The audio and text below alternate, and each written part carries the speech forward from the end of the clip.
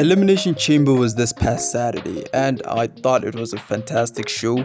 It set up a lot of interesting angles heading into WrestleMania 40, and also it produced some winners that were very predictable. I think I got like all of them right. It was a predictable pay-per-view, but at the same time, a fun and an exciting pay-per-view. So today we're gonna be looking at Elimination Chamber, a review of Elimination Chamber, what I thought was good and not good. So let's get right into the video. So I'm not even gonna take too long because first up was the Women's Elimination Chamber match. Now I thought this was one of the best Women's Elimination Chamber match in like recent history. It's better than last year's Elimination Chamber, and it also produced a winner that we were all predicting in our predictions, Becky Lynch. Before we get to that, the match was fantastic. It was really fantastic. Tiffany Stratton really was the future of the WWE. Is the future of the WWE. I'm sorry. Tiffany Stratton is really gonna go up high. It's gonna ascend to the main event level where she's gonna main event WrestleMania. She showed that she was a star, and she showed that she can go in the ring. And if the casual fans did not see that, well, in NXT, well, now they do have a chance to see that. And WrestleMania, it looks like Tiffany Stratton might face Bianca Belair. And speaking of Bianca Belair, she looked fantastic with that gear. She always does. She always has the powerhouse to do a lot of fun spots with Raquel Rodriguez. Between those two, they were the two most dominant women in that match. Liv also having a fantastic showcase every single year. She does have that showcase in the Elimination Chamber. Lurking atop the pod. Liv Morgan, we can only wonder what evil she has in mind. Wow! At the top of the pod. The only person I feel like didn't do as much as the other women was Becky Lynch. Like, she didn't do a lot, but she really deserved to win the Elimination Chamber. Even though I would have preferred Liv, but I think Becky really deserved the win. And Naomi got out first during Black History Month. Very weird. But no, obviously I'm just joking.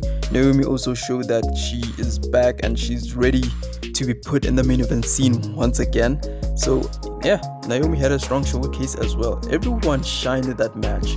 So Becky winning was the right decision, and this Women's Elimination Chamber was a 4.25 star match. So that match was flipping awesome. Up next was the WWE Undisputed Tag Team Championship match between the Judgment Day and New Catch Republic. Honestly, I had high expectations for this match to deliver, and they delivered. They really delivered. Everything was so good. I know these four are like masters in their own craft, but like they delivered. They really delivered. It was a second best match of the night for me because I feel like the Women's Chamber match was way better. But this match was fucking awesome. It really showed that WWE has a strong tag team division. They just need to split the belts. The belts need to be splitted. After WrestleMania, this thing of unifying the tag team titles should be gone. The match was fucking fantastic. Honestly, I have nothing to say about it. I give it the same rating as the women's match, 4.25 stars. It was fucking fantastic. Also, Dominic is really good playing as a heel. I think he's gonna be a future World Heavyweight Champion. Priest up on his shoulders yet again. This time, does he have enough power and strength? He does. Little airplane spin coming. Is Bate doing that in the opposite direction since we're in Australia? That's a myth, by the way. I tested it out. I'm sure you did. Look at Bate go.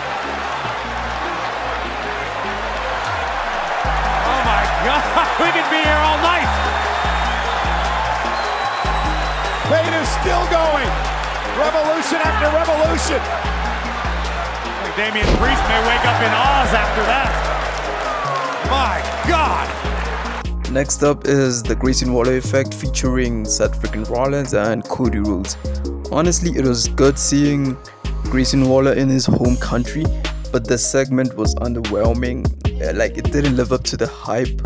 If it had like the bloodline interference and some shit like that, I think it would have been fine. The biggest takeaway to take here was Cody Rhodes challenging The Rock like in a one-on-one match.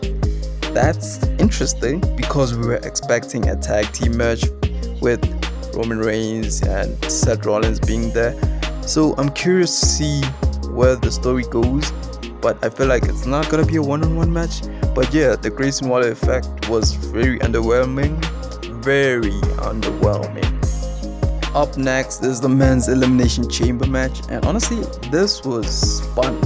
It wasn't better than the women's Elimination Chamber match. It wasn't even better than last year's men's Elimination Chamber match, but it was really great. It was really, really story driven. Like the struggle of these 6 men fighting to go to WrestleMania and to face the World Heavyweight Champion Seth freaking Rollins.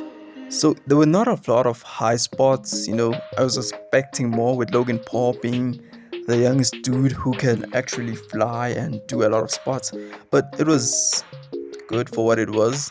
There was Bobby Lashley spearing Logan Paul through the pod. That was cool. Bobby Lashley got eliminated first, Black History Month, like two. But anyways, we're just joking about that. So yeah, honestly, it was a great match. There's nothing to complain about that.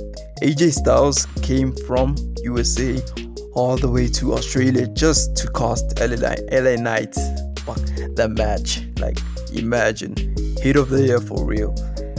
Like that was awesome. That was awesome. Connecting to McIntyre. LA Knight cover for the win. What the hell? AJ Styles. Where the hell AJ Styles come from?